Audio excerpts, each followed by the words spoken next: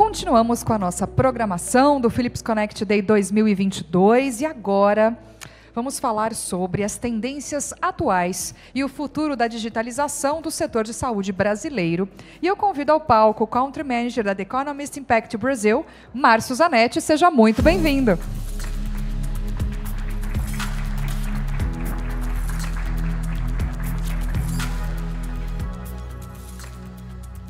Bom dia.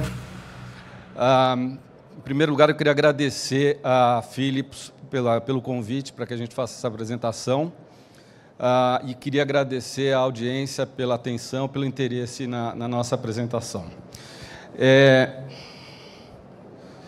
Eu vou falar um pouquinho sobre tendências, né, no ambiente de saúde digital aqui para o Brasil dos próximos anos. Eu vou fazer uma pequena apresentação sobre nós, prometo ser rápido, não tomar muito tempo, até porque eu tenho pouco tempo de apresentação. Falar um pouquinho sobre as mudanças demográficas que o mundo está passando. É interessante porque a apresentação que o Chive acabou de fazer, ela bate muito com o que a gente vai falar aqui. Um pouquinho dos desafios que a gente enfrenta aqui na América Latina. Como é que a tecnologia está ajudando a reestruturar o setor de saúde no mundo, né? E aí falar alguns exemplos de sucesso no Brasil e na América Latina. Bom, falando um pouco de nós, né? Nós fazemos parte da Economist Group, da qual faz parte a revista. Vocês devem conhecer mais a revista do que a nossa unidade. A nossa unidade, ela nasceu como uma unidade de inteligência, ou seja, uma unidade de consultoria. E, em determinado momento, alguns clientes de alguns setores específicos começaram a pedir para que a gente se aprofundasse mais em temas relevantes àqueles setores. Um dos setores foi o setor de saúde, né, que ele é bem complexo, ele é muito... A cadeia logística é muito complexa, você tem vários stakeholders, né? E nós começamos a criar uma área específica de saúde dentro da área de inteligência, que foi o setor, a área de healthcare, né? Começamos a comprar diversas empresas no mundo que já prestavam alguns tipos de serviço similares ao que a gente queria fazer e que tinham sinergia com o que a gente fazia. E nós começamos a desenvolver, então, algumas capacidades, né, basicamente, análise comercial, como é que uma empresa pode melhorar a sua estrutura comercial, parte de análise de políticas, precificação, projeções em cima de políticas públicas e de custos, né, isso tem um impacto muito grande na saúde. E, finalmente, a gente dividiu o grupo de saúde em dois grupos, que um é o Economist Impact, de qual eu faço parte, que faz estudos para fins externos, né, para conhecimento público, e os clientes que nos contratam, eles querem que a gente explore algum tema de relevância para que haja uma discussão na sociedade. Por exemplo, fazemos muito estudo sobre benchmarking de países em determinados tratamentos para enfermidades específicas, fazemos índices globais, alguma análise de novas tecnologias, que é o que a gente vai falar aqui agora, e tem uma outra área que chama-se Clear State, que é uma área que faz estudos para fins internos, estratégicos para os clientes. Então, nós temos uma divisão digamos, de responsabilidades. Aqui, entre as duas, a gente tem um Chinese Wall para separar as equipes, né? Quer dizer, eu nem sei o que a Clear State está fazendo. Obviamente, a Clear State sabe o que a gente faz depois que o nosso produto ou nosso estudo é tornado público. Então, nós temos uma política de divisão de independência editorial muito grande, que vem da nossa cultura por parte da revista, né? A revista ela tem uma cultura muito forte de independência editorial. Bom, falar um pouquinho sobre mudanças, né? As mudanças demográficas que o mundo tem enfrentado. Basicamente, a gente vê uma população global envelhecendo rapidamente e algumas doenças transmissíveis já sob controle e a morte das pessoas, a mortalidade vindo de doenças não transmissíveis, e são doenças que tipicamente ocorrem em função de estilo de vida ou em função do próprio envelhecimento. E isso aqui tem um impacto muito grande em como é que você estrutura um sistema de saúde, né? Então, nós podemos ver aqui, por exemplo, o número de pessoas com diabetes, né? Só no Brasil a gente estima que tenham 13 milhões de pessoas com diabetes, e esse número deve dobrar até 2035. Ou seja, vai ter uma implicação muito grande em como você trata, diagnostica e prevê, e faz a prevenção para esse tipo de doença, né? Câncer é um grande causador de mortalidade, né? E tem crescido muito na América Latina, principalmente câncer de pulmão, câncer de próstata e câncer de útero, no caso de mulheres, e câncer de mama também. Bom, falando um pouquinho dos desafios para os sistemas latino-americanos, né? O que aconteceu foi que a gente teve um processo muito rápido de urbanização, né? Hoje, mais de 80% das pessoas na região estão vivendo em áreas urbanas. Essa mudança, essa migração tem um impacto significativo na forma como as pessoas formam suas famílias, têm seus filhos. Você tem uma queda de taxa de fertilidade, né? As pessoas começam a ter menos filhos, porque é caro você manter uma família numa cidade. Por outro lado, as pessoas começam a viver mais, porque elas têm mais acesso a serviços de saúde do que numa região rural, e as pessoas vão ficando mais velhas, mudam os hábitos, os estilos de vida, então as pessoas começam a desenvolver outros tipos de enfermidades, né? E isso tem uma implicação muito grande para governos, para estados, quando a gente fala de saúde pública, porque esse aumento significativo de urbanização, ele não consegue ser atendido pela infraestrutura atual e mesmo projetada de serviços de saúde. Então, aqui a gente já tem um gargalo importante. O segundo aspecto é o próprio a rapidez do envelhecimento, né? A gente, em 40 anos, a gente envelheceu o que a França demorou 100 anos para envelhecer, né? Isso foi muito rápido. Isso também tem uma implicação no planejamento e execução de serviços de saúde, de uma forma geral, falando não agora só de público, mas privado também. Aí nós temos um problema de informalidade de trabalho, que torna o financiamento, né, dos sistemas públicos de saúde um desafio, porque a pessoa não contribui ou contribui pouco, e aí os governos que já vem enfrentando problemas de financiamento, né, de funding para financiar a saúde pública de uma forma geral, ele se sente impactado, além, obviamente, do aumento da inflação médica, que ela é bem maior que a inflação geral, e ela tem aumentado cada vez mais em função das inovações tecnológicas, né, que trazem um benefício, mas tem um custo associado.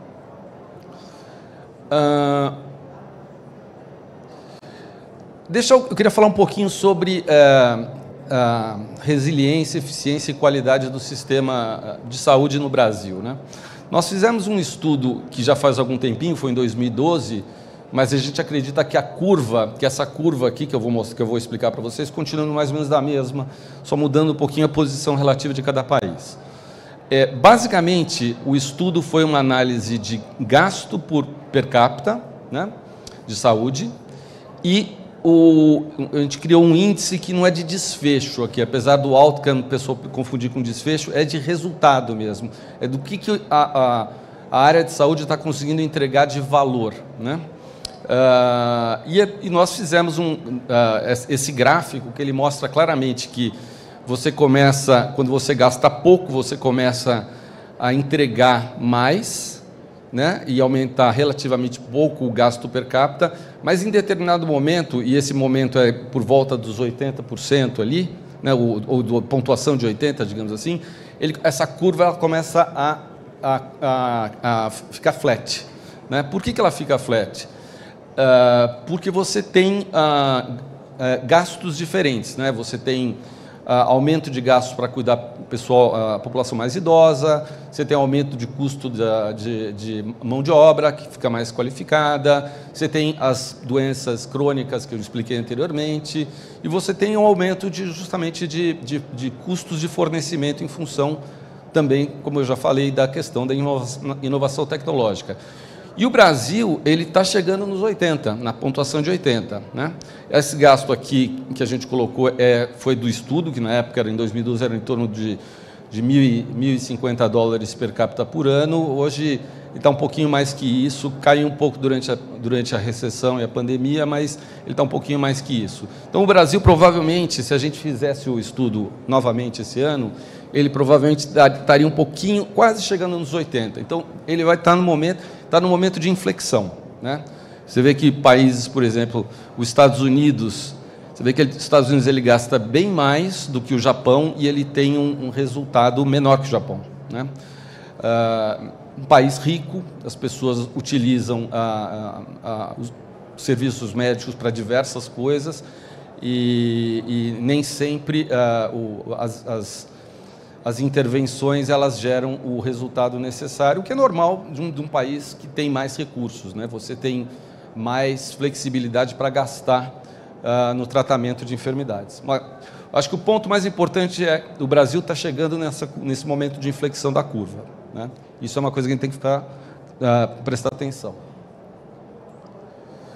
Eu vou passar rapidamente por esse slide, porque eu sei que eu tenho pouquinho tempo aqui para falar, mas basicamente explicando um pouquinho que os problemas que a gente está enfrentando hoje na saúde, de uma forma geral, elas é consequência de uma série de decisões que a gente tomou lá atrás. Né? Então, quando a gente decidiu criar um sistema universal, e que foi uma decisão boa, a gente não atentou para a questão do financiamento, né? E da entrega. Como é que vai ser a entrega desse sistema, desse serviço universal? Né? Então, à medida que a gente foi avançando, né, os governos percebiam que os gastos estavam aumentando, que o serviço não estava sendo o ideal para a população que estava utilizando esse serviço, foi se descentralizando, né, na criação da estratégia de saúde familiar, houve uma descentralização de sistemas, criou-se o sistema tripartite, né. Aí, depois, a gente faz um salto aqui para 2012, né, 2002, desculpa, onde houve uma expansão da cobertura universal, né, do SUS, através de criação de outros tipos de serviço, né, que são executados em nível municipal ou estadual. Então, aí começa a complicação, ou seja, você tem 3 entidades governamentais que muitas vezes se conversam pouco ou às vezes nem se conversam e tomam ações que não são coordenadas. Né? Falta uma coordenação global ou pelo menos uma visão global. Né? Bom, a partir desse aumento de serviços, as pessoas começam a ficar mais atentas ao que elas têm direito, começa um processo de judicialização, que vocês devem conhecer muito bem. Isso torna o gasto com saúde mais ineficiente ou menos eficiente, afinal de contas, você vai pagar sempre aquele que consegue furar a fila em vez de tratar aquilo que você tinha planejado e, de certa forma, isso quebra o teu processo orçamentário. Aí nós tivemos a recessão, que machucou bastante o país, né? A nossa economia, teve um impacto grande. Você vê que a queda do PIB per capita cai de 12.200 para 8.900 dólares por ano, né? 8.900 dólares por ano. E houve também uma falta de capacidade dos entes federativos de investir e manter os seus sistemas de saúde. Então, a gente fez, por exemplo, um estudo agora sobre vacinação, né? O impacto do Covid da vacinação e a queda da cobertura vacinal. E foi interessante porque a gente vê que a queda da cobertura vacinal ela começa em 2015, ou seja, não tem nada a ver com a Covid. Não tem nada a ver. Na verdade, o que aconteceu? Justamente em 2015, que foi na época da recessão, os estados e municípios começam a ter dificuldades de contratar equipe especializada em vacinação, fazer manutenção de rede de frio, e isso tem um impacto na queda da cobertura vacinal. A compra de frascos multidose, né? Você abre um frasco, não tem aquela capacidade, não tem a demanda para fazer jus àquela abertura daquele frasco multidose, então você tem uma perda significativa de vacinas. E aí também tem a questão de um sistema que foi colocado, que é um sistema de rastreio, que antigamente era um sistema agregado, né? Você fazia basicamente um número, vou simplificar a conta, você mandava 100 doses de determinada vacinação para recém-nascidos, e no final do ano você pegava o número de certidões de nascidos vivos de um determinado município. Então você mandou 100 doses e teve 100 nascidos vivos, você tem um atingimento de 100% de cobertura vacinal. Mas isso não estava pegando perda, né? Não estava pegando desperdício, quebra de frasco, mãe que não pôde levar o filho para fazer a vacinação. Quando o governo começou a utilizar um sistema nominal, a cobertura começa a cair. Aí fica aquela pergunta, né? Será que a gente estava, não me engana que eu gosto, né? Tentando mostrar que a gente tinha, porque na verdade era a forma de cálculo, não estou dizendo que houve má fé de maneira alguma, mas a fórmula de cálculo levava a gente a ter índices de cobertura vacinal maiores, né? Esse é o problema que foi, vamos dizer, intensificado pela época da crise econômica que a gente passou, né? E logo depois veio a pandemia, né? Onde houve um impacto grande na forma como você entrega serviços de saúde, tratamentos foram postergados, cirurgias eletivas, tratamentos de pacientes crônicos, tal, e isso vai ter uma implicação para o futuro. E agora a gente enfrenta um novo, digamos assim, um novo desafio, que é, dependendo de quem for eleito, o modelo de saúde pode ir para um lado ou por outro, né? Então, assim, vai ser difícil a gente entender, até a gente saber quem vai ser o ministro da Saúde e quem vão ser as pessoas encarregadas em postos chaves, para a gente saber se vai ter ou como vai ser a mudança, se é que vai ter alguma mudança na relação dessas autoridades, digamos, de saúde com o mercado e com a população de forma geral. Bom, nesse mesmo tempo, a tecnologia vem avançando e vem forçando os governos a adotar padrões, procedimentos, aprovar novas tecnologias, e isso vem empurrando, né? Na verdade, vem empurrando o sistema de uma forma geral. Existe sempre alguma resistência de determinados grupos específicos ou segmentos específicos, mas a tecnologia ela vem e tem uma hora que ela força a entrada, né? Eu acho que o exemplo mais clássico é o da telemedicina, que durante a pandemia todo mundo começou a utilizar, né? Eu tenho 2 filhos pequenos, que têm 7 anos, acho que eles devem ter ido em consulta médica, se eles forem 3 vezes por ano, é muito. A gente compra um pacote de consulta por WhatsApp e fala com a pediatra pelo WhatsApp, tira foto, filma, e olha que o consultório dela é do lado da nossa casa, hein? Então, assim, tem uma hora que a tecnologia vem e ela vai empurrando quem está na frente, né? Quem está resistindo. Bom, como é que os países têm feito para, então, enfrentar esses desafios de uma forma geral? Uma coisa que vocês já devem ter ouvido falar é estratégias de saúde baseada em valor, onde você negocia os diversos stakeholders numa cadeia de tratamento, eles negociam pacotes e são remunerados em cima de resultado e não de procedimento, né? Isso se deu de uma forma mais fácil em países desenvolvidos, onde os sistemas de saúde estão mais integrados, onde existe já uma confiança entre os diversos stakeholders em que informação que eu vou passar digamos, para o stakeholder próximo a mim? Será que eu vou ser pago da mesma forma que eu era pago? Será que isso vai ter um impacto nas minhas receitas? Né? Quer dizer, tem um componente de confiança muito grande para você estabelecer esse sistema, e tem que ter uma questão de integração, inclusive de sistemas mesmo, né? de troca de arquivos, de acesso à informação dos outros, tal. O Brasil tem conseguido fazer isso, mas ainda está restrito a grandes hospitais, grandes laboratórios e grandes, digamos,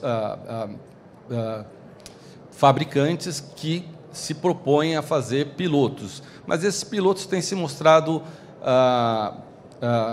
bem-sucedidos.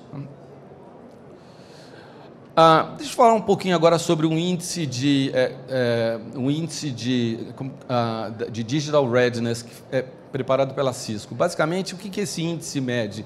Ele mede o grau de preparo de um determinado país para fazer uso de tecnologia, né, de tecnologias digitais. Né? Isso aí, o índice é composto por uma série de indicadores, por exemplo, desde PIB per capita até a quantidade de trabalhadores qualificados para trabalhar com saúde digital. Né? E os países da América Latina, eles estão mais ou menos num nível médio, né? A gente está comparando com o primeiro colocado, que é Singapura, que tem uma pontuação de 20,26 num total de 21, e a gente está entre 12 e 14, sendo que o Brasil está abaixo de outros países, né? De países que nem Chile, Argentina, Colômbia, México. Basicamente, a gente tem um ambiente favorável à prestação de serviços básicos e oferta de serviços de uma forma geral, mas a gente não é um país muito amigável para desenvolvimento de novas tecnologias, de startups. Ainda é um ambiente muito burocrático e torna difícil você fazer esse tipo de investimento ou criar, digamos, um meio ambiente, né, onde esse tipo de empresa ou serviço possa se desenvolver.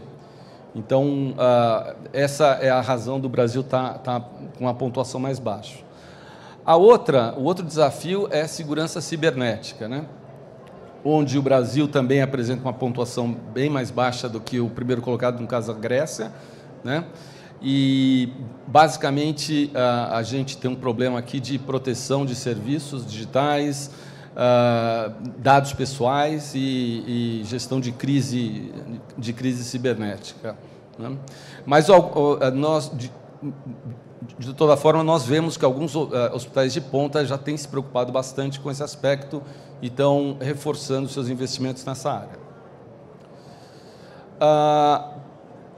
Algumas tecnologias e inovações que estão redesenhando o sistema de saúde, né? E o que a gente vê hoje e o que a gente vê no futuro. E o Brasil, o que é mais comum a gente ver no Brasil, está em negrito. Então, telemedicina, como eu já havia falado, né? Big Data e Cloud Services, né? Reconhecimento de voz, assistente de voz, aplicativos móveis, inteligência artificial, Point of Care Diagnostics e otimização de rede de diagnósticos. O futuro, o que vai ser? A gente vê um ambiente onde vai aumentar a utilização de computação e diagnósticos digitais, implantes neurais, nanotecnologia para monitoramento de pacientes, bioprinting. Qual disso que vai chegar no Brasil mais rápido, a gente não sabe. Mas isso aqui é o que a gente vê como futuro de uma forma geral. Eu não sei quem aqui leu o livro Crossing the Chasm. Alguém já conhece esse livro? Que é um livro que foi lançado na época do lançamento da internet, e quando tinha muitas empresas, startups de internet, esse livro surgiu onde o autor, ele desenvolveu esse desenho de inovadores, early adopters e early majority, né? Ou seja, o desafio de uma determinada tecnologia avançar ou não é você conseguir cruzar a fronteira entre inovadores e early adopters, e depois de early adopters para a maioria das pessoas, né? E isso é o que a gente está vendo no Brasil com relação à tecnologia em saúde atualmente, né?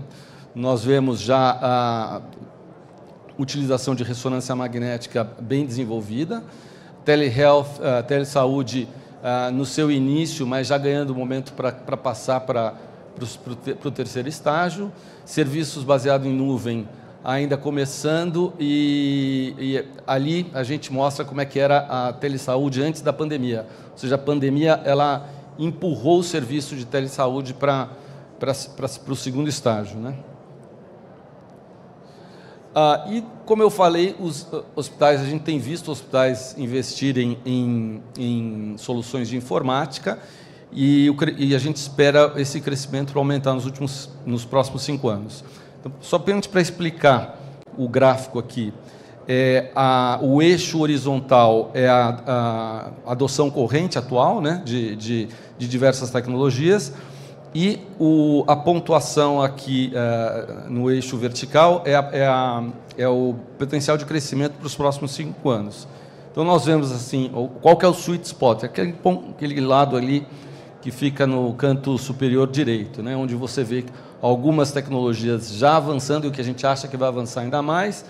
Essa segunda parte aqui, que nós vemos que, apesar de ter adoção corrente ou atual baixa, ela tem potencial de aumento grande, e depois vem a terceira, onde você tem uma baixa, uma adoção alta e um crescimento relativamente baixo, e depois a quarta, que é o pior, digamos, posicionamento, onde você tem a adoção atual baixa e baixo potencial de crescimento, né?